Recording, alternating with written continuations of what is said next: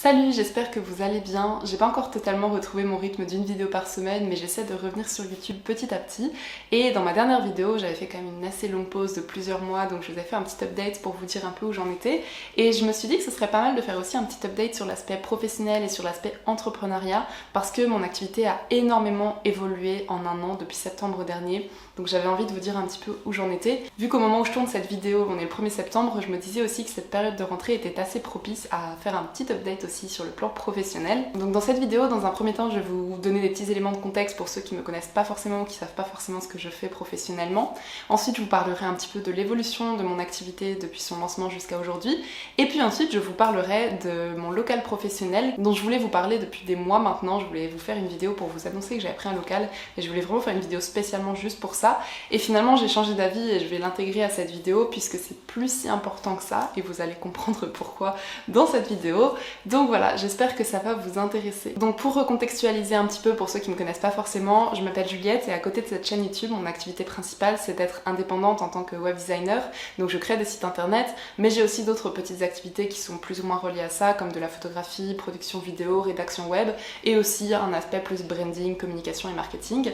Donc c'est vraiment mes activités principales, mais je dirais que mes deux activités principales c'est surtout le web et ensuite la photo. Et pour recontextualiser un peu mon parcours de ces dernières années, donc j'ai fait un master entre 2018 et 2020 à Paris à l'IESA et c'était un master en communication, stratégie digitale, donc c'est surtout là que j'ai appris les bases en photo, en web, en communication et en marketing. La toute première prestation web que j'ai eu à faire c'était pendant le premier confinement en 2020, donc à l'époque j'étais encore étudiante mais je devais faire un stage qui avait été annulé à cause du Covid et finalement on m'avait demandé de quand même faire le site web pendant le confinement à distance, donc c'était un peu ma première expérience de prestation web, même si c'était encore un peu dans le cadre de mes études. Ensuite j'ai obtenu mon master en juillet et en septembre 2020, j'ai quitté Paris pour aller m'installer à Bruxelles. Et donc je considère plus ou moins que mon aventure entrepreneuriale a commencé dans ces eaux-là vers septembre 2020, donc il y a à peu près 2 ans. Pourquoi je dis approximativement? C'est parce que si on parle officiellement, j'ai obtenu mon statut d'indépendante seulement en février 2021, donc quand même quelques mois après. La raison pour laquelle ça a pris autant de temps, et j'avais d'ailleurs fait une vidéo entière sur le sujet, c'était tout simplement parce que j'ai voulu m'expatrier juste après mes études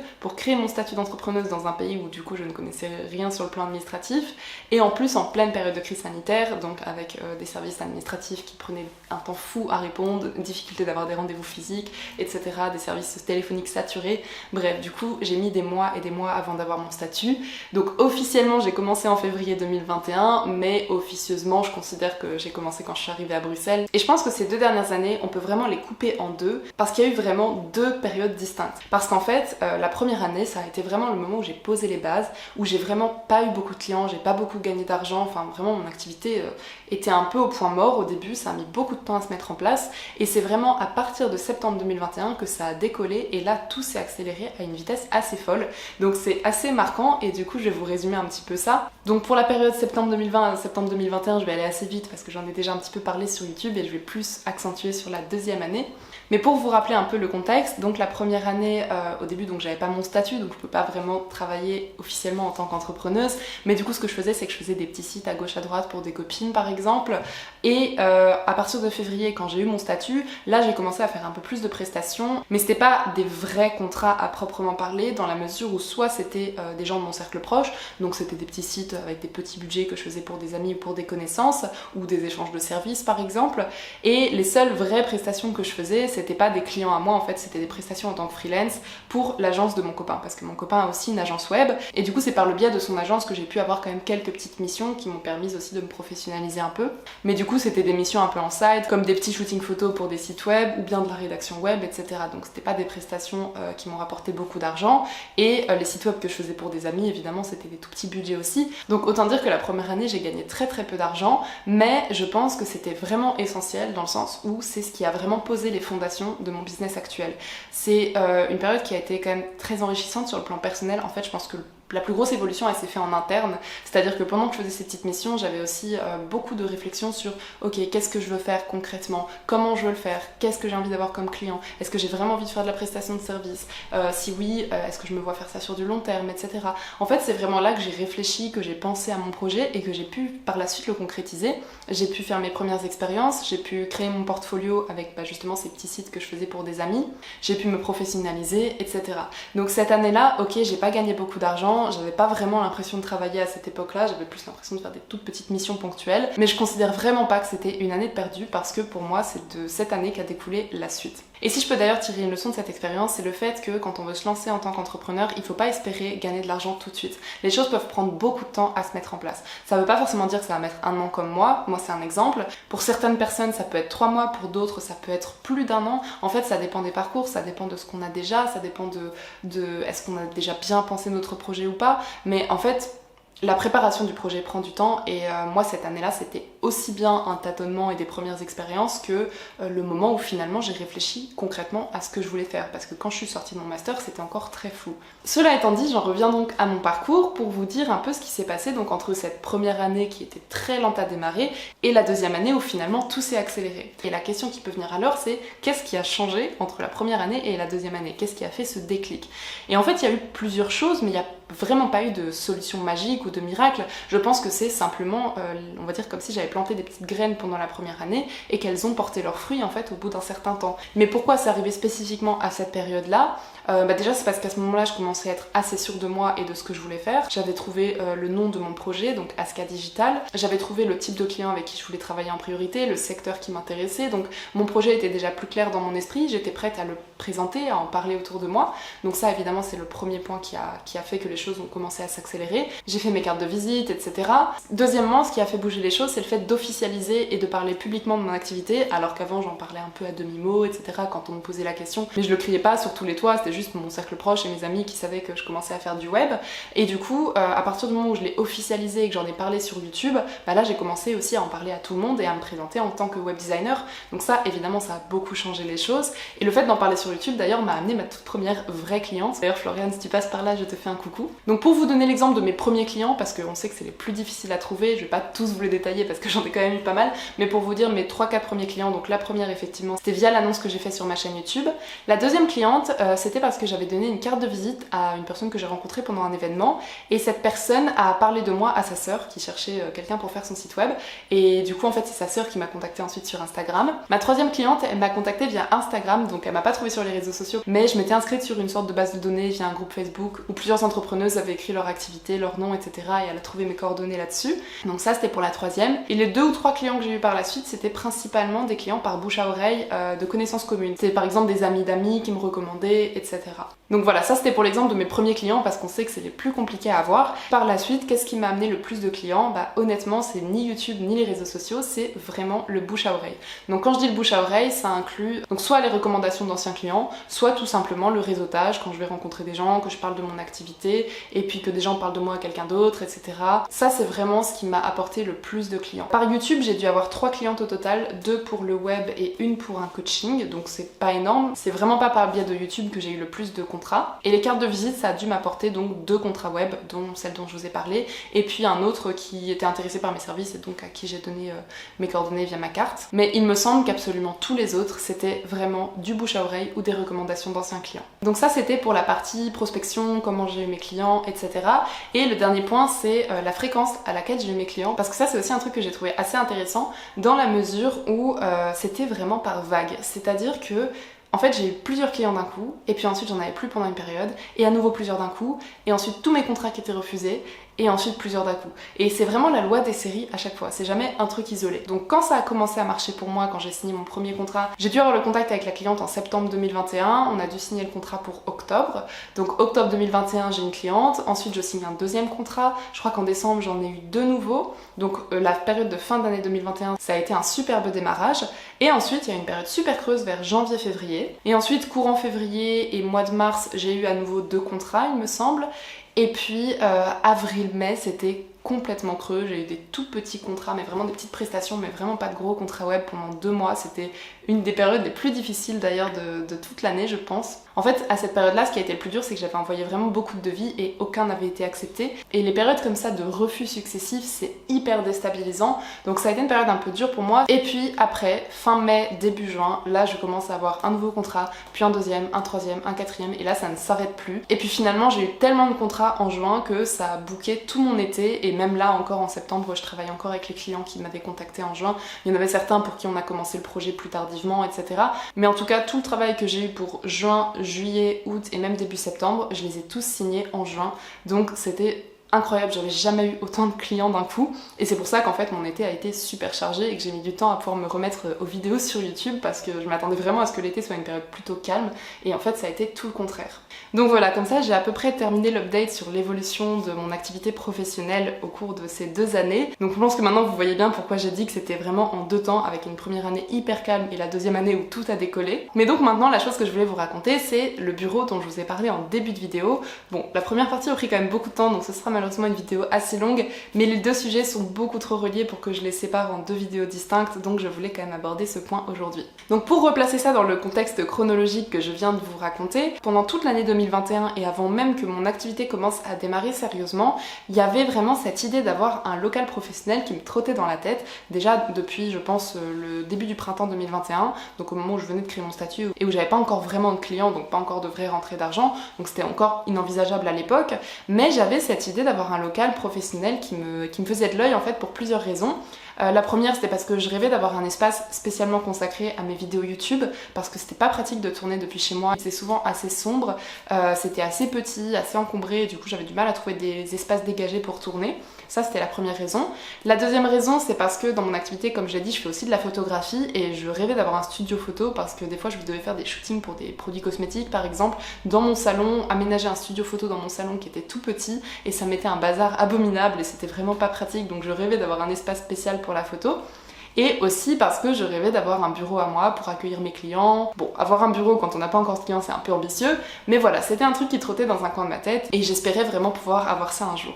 Et en fait, je savais que ce serait quelque chose que j'aurais peut-être le jour où mon activité serait déjà bien développée, sauf que dès que mon activité a commencé à marcher, je suis tombée sur l'annonce de mes rêves. En fait, c'était en novembre 2021, donc si vous avez réussi à me suivre, c'est vraiment le moment où je commençais à avoir quelques contrats, donc j'étais en plein démarrage, mais c'était quand même encore hyper précoce pour savoir quel allait être mon chiffre d'affaires, mon revenu sur les prochains mois, parce que j'avais pas encore de recul en fait, c'était les premiers mois où ça commençait à marcher. Donc c'était quand même assez risqué d'envisager de prendre sitôt un local. Quand j'ai vu cette annonce, je me suis dit mais c'est vraiment le local parfait parce qu'il était suffisamment grand pour installer des bureaux, un studio photo, etc. Et du coup j'avais proposé à une amie éventuellement si elle voulait faire du coworking avec moi et ça m'a permis voilà, de me donner la confiance de me dire ok, si j'arrive à faire du coworking et donc à pas le payer entièrement toute seule, ça devrait aller. Et donc j'ai décidé de prendre ce local et franchement il était super. Ça m'a coûté quand même assez cher de l'aménager mais comme à ce moment-là j'ai vraiment eu beaucoup de contrats à cette période-là, j'ai pu l'assumer. Et donc c'était vraiment le début d'une nouvelle aventure qui était risqué, clairement risqué, mais j'étais vraiment trop contente de me lancer là-dedans et pour être tout à fait honnête avec vous, ce que je me suis vraiment dit à ce moment-là, c'est que en fait je me connais, je suis quelqu'un qui fonctionne énormément à la pression. Et je sais très bien que si je dois gagner 1000 euros, je vais gagner 1000 euros. Si je dois gagner 2000 euros, je vais gagner 2000 euros. Et du coup, je me suis dit, en augmentant mes charges comme ça, en me mettant une sorte de pression financière pour quelque chose de cool, hein. C'est pas pareil que quand on doit payer les cotisations sociales ou les impôts, là c'est vraiment augmenter des charges pour quelque chose qui est vraiment top et qui va vraiment m'aider à développer mon activité pro. Je savais qu'en faisant ça, ça allait me mettre une pression suffisante pour vraiment donner un coup de boost à mon business et me forcer à accélérer les choses.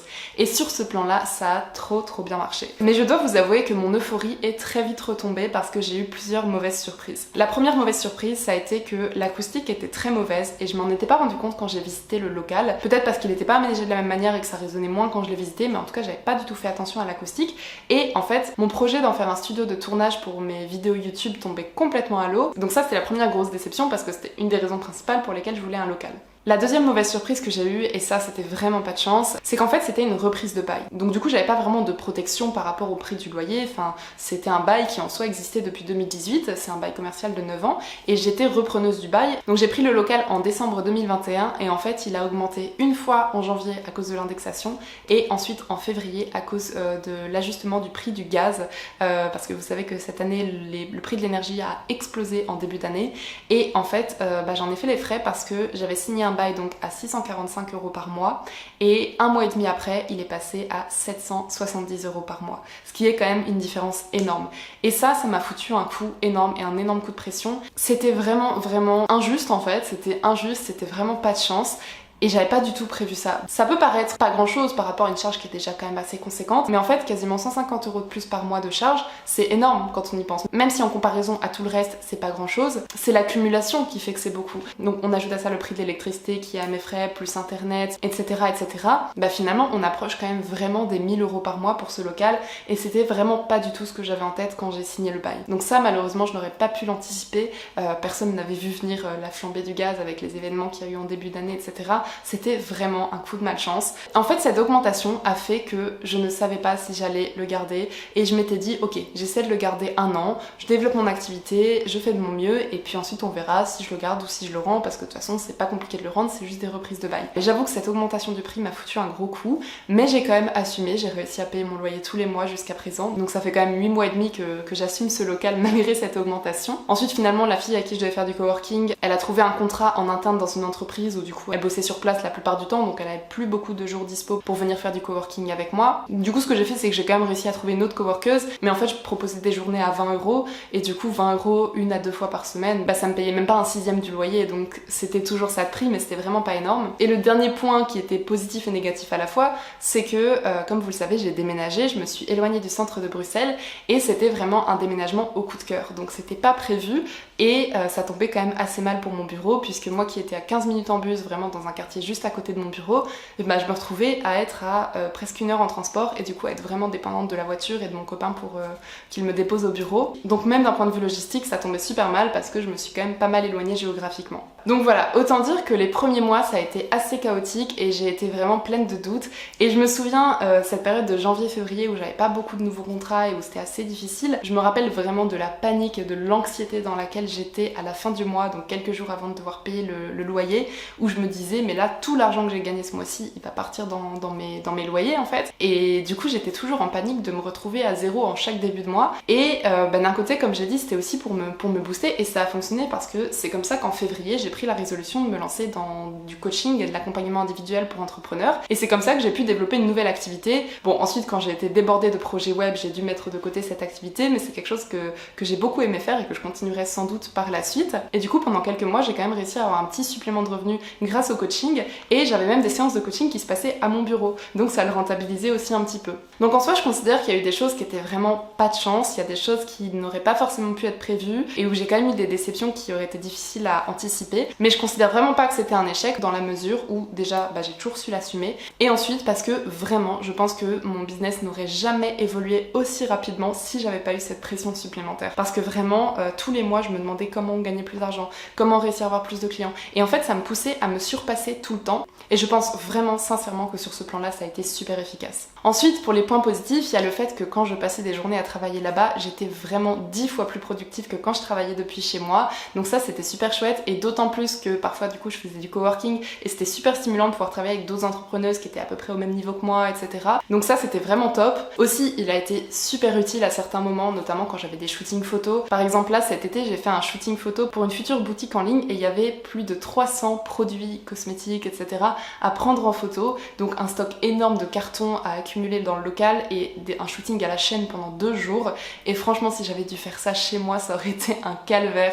Donc du coup pour ça c'était vraiment génial que j'ai le local, donc j'ai quand même pu le rentabiliser comme ça à certains moments. Récemment j'ai encore fait un shooting pour des huiles essentielles pour une amie qui a aussi créé une boutique en ligne. On a fait aussi un test vidéo pour une amie qui est prof de yoga et qui veut lancer sa chaîne YouTube, etc. Donc il y a plein de choses que j'ai pu faire grâce au local que j'aurais pas pu faire autrement, donc ça m'a quand même ouvert des portes. Et puis aussi pour certains rendez-vous clients c'était vraiment chouette de pouvoir les accueillir dans un bel espace, ça faisait vraiment sérieux, ça faisait vraiment pro, donc ça c'était quand même vraiment chouette. Mais donc pourquoi je parle autant au passé, c'est tout simplement parce que je viens tout juste de prendre la décision de rendre ce local. Je pense qu'avec tout ce que je vous ai raconté sur les points négatifs, etc., vous comprendrez assez naturellement pourquoi j'en suis venue à cette conclusion, mais honnêtement ça n'a pas été une décision facile à prendre parce que j'avais quand même investi de l'argent dans l'ameublement de ce local, donc je voulais pas non plus que ce soit juste pour quelques mois et j'avais pas envie de le rendre trop vite, parce que aussi je voulais laisser une chance à cette expérience, je voulais attendre de voir un peu comment se développait mon activité, comment j'arrivais à gérer un peu sur une année, c'était un peu une année crash test en fait, et puis surtout parce qu'en fait j'adore ce local et j'adore y aller, je travaille bien quand j'y suis, même si effectivement depuis que j'ai déménagé je suis toujours un peu moins motivée vu que c'est plus loin, mais en soi à chaque fois que j'y suis je me dis mais j'aime trop ce local, j'ai pas envie de le rendre quoi. En plus j'ai vraiment fait une déco qui me plaît et il est super lumineux, je suis trop bien quand j'ai des shootings photos à faire, donc il y a vraiment des choses positives qui m'ont fait beaucoup hésiter. Et surtout, en fait j'avais le projet d'en faire un lieu dédié à de l'événementiel. l'événementiel. Donc de l'événementiel professionnel évidemment, parce que je peux pas faire d'activité récréative ou quoi dans ce local au niveau du bail, mais par contre j'avais le droit de faire des événements professionnels, donc j'avais envie de faire par exemple des masterclass, des petits ateliers, de développer aussi l'aspect coworking en accueillant plusieurs personnes. Et en fait, ce qui s'est passé, c'est tout simplement que cet été, comme je l'ai dit, j'ai eu beaucoup de travail, j'ai eu beaucoup de contrats web, et en fait ça m'a épuisée de travailler autant, et je me suis rendu compte que si je devais faire de l'événementiel, si je devais animer des événements pour rentabiliser mon local et m'investir dans un coworking avec la gestion logistique que ça implique, etc., en fait j'aurais juste pas pu, ça faisait juste trop de choses à gérer, et c'est une idée que j'aurais adoré pouvoir concrétiser, mais c'est juste trop de travail pour une seule personne. Donc pendant un temps j'ai hésité, je me suis dit soit je prends par exemple une stagiaire et je commence vraiment à développer ça avec l'aide de quelqu'un, soit je rends le local. Et franchement ça a été super dur de trancher, j'ai commencé un peu à démarcher pour trouver une stagiaire, etc.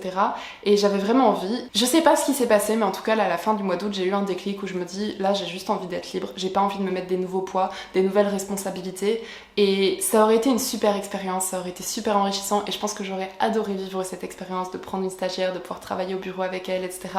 Mais c'est juste trop, et là je me sens vraiment trop surmenée en ce moment pour me lancer dans cette expérience, donc j'ai finalement décidé de rendre le local. Du coup ce que j'ai envie de faire pour partir sans regret, c'est quand même d'organiser des petits événements peut-être en septembre. En fait j'aimerais bien le rendre courant octobre, donc du coup ça me laisse encore un mois pour essayer d'organiser des événements. Je me mets pas de pression, je sais pas si je vais y arriver, ça dépend de la quantité de travail que j'ai dans mes projets clients, etc. Mais comme ça je me dirais voilà, j'avais envie de faire des événements, c'est aussi pour ça que j'ai pris un local. Comme ça au moins je l'aurais fait au moins une fois ou deux et je pourrais le rendre sans regret. Donc c'est un peu la dernière ligne droite, c'est un peu le dernier objectif que je me fixe.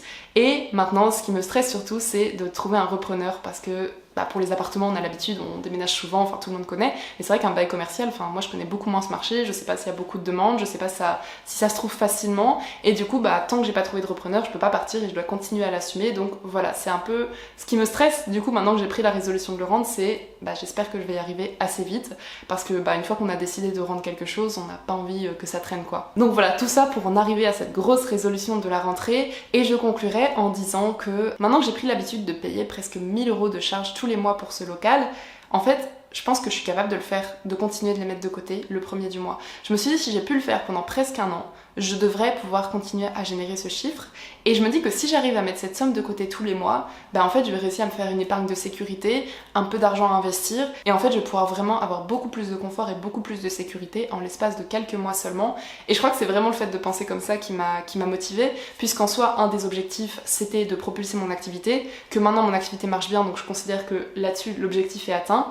Et finalement, comme il y a eu des choses négatives, comme le fait que je peux pas vraiment faire de vidéo YouTube là-bas, que le loyer a augmenté, donc c'est plus vraiment le budget que je m'étais fixé, etc., ça a fait pencher la balance. Mais honnêtement, ça a été un dilemme interminable, et je crois qu'en fait, c'était ce dilemme qui a fait que j'ai pas réussi à faire la vidéo pour vous présenter mon local. Même si j'en ai parlé sur Insta, enfin les gens qui me suivent sur Instagram ont vu plein de stories quand je faisais des shootings là-bas, etc. En tout cas, moi personnellement, j'arrivais pas encore à me résoudre, et du coup, je pense que ça me freinait un peu pour faire cette vidéo. Donc du coup, finalement, je fais une vidéo qui est à la fois l'annonce que j'ai eu un local et l'annonce que je l'ai plus pour longtemps, donc ça fait d'une pierre deux coups, et en même temps pour faire un petit update par rapport à ma vie pro, etc. Donc j'avais aussi envie de vous dire un peu quels étaient mes projets par la suite, sur quoi je comptais me focaliser, etc. Mais en fait juste cette vidéo va être trop longue, donc je vais m'arrêter là, et il y aura sûrement une petite suite pour vous dire un peu où j'en suis, quels sont mes projets, comment je perçois l'avenir, etc. Parce que voilà, il y a eu beaucoup de choses qui m'ont fait cogiter cet été, qui ont fait aussi que j'en suis arrivée à cette résolution de le rendre. Et du coup voilà, ce sera le sujet sûrement d'une prochaine vidéo. En attendant, je m'arrête là. J'espère que cette vidéo vous a plu, j'espère qu'elle n'était pas trop longue, parce que il y avait quand même beaucoup de choses à raconter, vu que j'ai pas fait d'update régulier cette année, vu que j'ai un peu lâché ma chaîne, donc il y avait quand même pas mal à rattraper. Donc je vais m'arrêter là pour cette vidéo, j'espère que ça vous a plu. Je vous souhaite une très belle journée et je vous dis à bientôt.